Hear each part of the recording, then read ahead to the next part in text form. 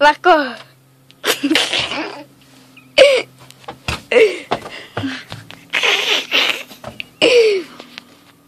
Inače u džipu smo. U Markovom džipu.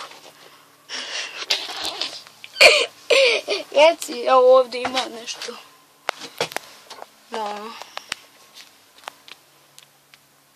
Tamo pogleda. Ima, čekaj. Trebao bi Šešelj da bude u džipu. Kakav Šešelj? Onaj što smo ga oslobodili.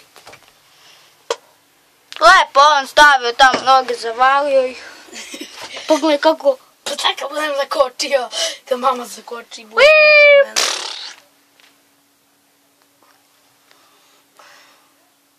A vidi ovo, vidi ovo. Vidi ovo tu. Što je to? Mark. Da. Viš kako je smešan bio. Je, da, Milane. Da. Milane. Molim. Milane.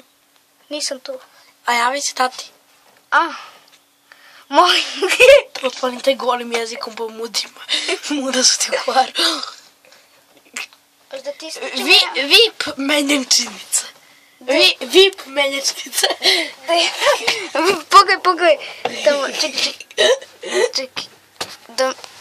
Čekaj, Vip, bre. Stani, Vip. Vip menjačnica. Ma prljavo ti ovo staklo, bre, ništa se ne vidi. Evo, Vip menjačnica. A, gdje si kombi? Kombajn. Eno ga tamo čovjek kupuje. Da vidite šta je Milance. Nemoj da im pokazuje. Ne otvara se to tako, bre. Da. Ovo je Milance. Hello. Ja sam baba, stara. Čekaj. Šapšorica. Evo došla Markova mama. Aj, čao, zajedno. Ćao.